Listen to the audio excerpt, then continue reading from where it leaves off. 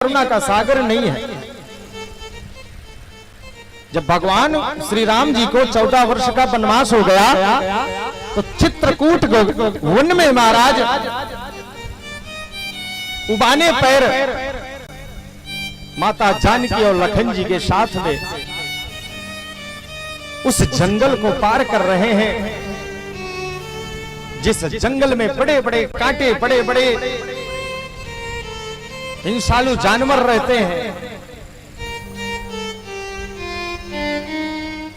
जो माता जानकी महाराज कभी घर के बाहर नहीं निकली, वो मां जानकी आज स्वयं उबाने पैर जंगल में चल रही है।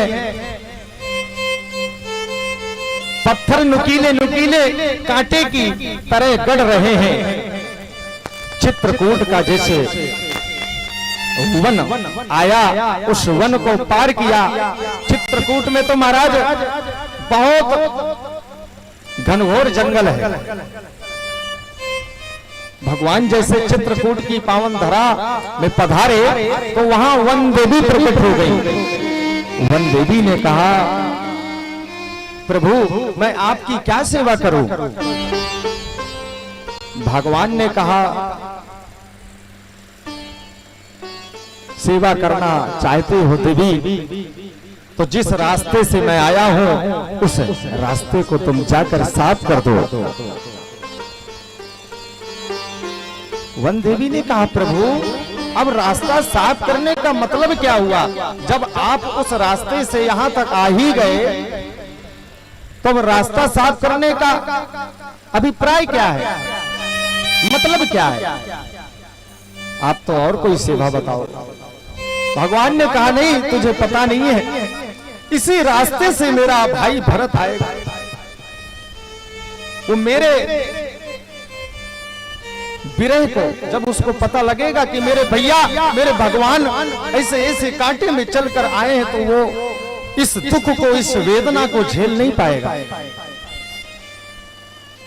मेरे लिए तो वो अंगारे में चल के आ सकता है, लेकिन मैं स्वयं इस कांटे से चल के आया हूं। माता जानकी इस कांटे से चल के आई है, तो ये वेदना वो सहन नहीं कर पाएगा। रास्ता साफ कर दो। भरत जी महाराज, भरत जैसा कोई भाई नहीं हुआ। सबसे बड़ा त्याग अगर किसी का रहा तो वो है श्री भरत जी महाराज। और भरत जी से भी बढ़ के किसी ने तप किया तो वो है शत्रुघ्न जी महाराज। शत्रुघ्न जी का महाराज क्या कहना है। भरत जी ने तो अपनी भाई के लिए नंदी ग्राम में छोटी सी झोपड़ी बनाकर रहते हैं और राघव का चिंतन करते हैं। नंदी ग्राम में गड्ढा करके नीचे शयन करते हैं। क्यों? क्योंकि जब हमारे भगवान राम धरती में, पृथ्वी में शयन करते हैं तो मुझे उनसे नीचे करना चाहिए, क्योंकि सेवक का धर्म स्वामी से नीचे होता है। और आज तो स्वामी के बगल में बैठने का प्रयास करते हैं बहुत से महाराज से लोग, बराबरी करते हैं। धन्य भरत जी महाराज,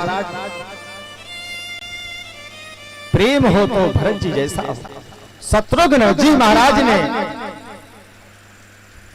इतना अपने जीवन में तप किया, आपको पता नहीं है। शत्रुघ्न लाल जी 14 वर्ष तक कुछ खाए पिए नहीं, भाई के प्रेम में। क्यों? क्योंकि जब से भगवान राम वन गए, माता कौशल्या दिन रात रोती, भगवान की याद करती। माता सुमित्रा जी हर क्षण वियोग में डूबी रहती। भोजन जल सबका त्याग कर दिया है। शत्रुघ्न जी आते और कहते, मां आपने भोजन नहीं किया, अब भोजन कर लो, थोड़ा पानी पी लो। भैया जब 14 वर्ष बाद यहां आएंगे और आप उनको नहीं मिले, आपका अगर दर्शन नहीं हुआ भैया को, तो शायद वो रह नहीं पाएंगे। पिताजी का तो विरह उन्होंने झेल लिया, लेकिन माताओं का विरह, माताओं का वियोग वो झेल नहीं पाएंगे। शत्रुघ्न लाल जी जबरदस्ती रात में सभी के घर जाते, जबरदस्ती खिलाते पिलाते। भगवान राम जी के घोड़े बंधे थे। भगवान राम जी के घोड़े भी जब से भगवान राम गए वन, कुछ खा पी नहीं रहे थे, मुरझा गया। शत्रुघ्न लाल जी ने कहा, भैया ये तूने स्थिति अपनी कैसी बना ली है? जब भगवान राम 14 वर्ष बाद आएंगे तो किसके ऊपर बैठेंगे? तुम भोजन करो, वो आएंगे, हमें विश्वास है। नगर में जो भी उनके भक्त रहते, वो भी महाराज अपने घर में जब से राम गए हैं तो महाराज किसी ने कराही नहीं चढ़ाई अपने घर में, किसी ने दीपक तक नहीं जलाया, किसी ने अपने चरण में पादुका नहीं धारण की। 14 वर्ष तक किसी की मृत्यु नहीं हुई, काल नहीं आया, न 14 वर्ष किसी ने जन्म लिया।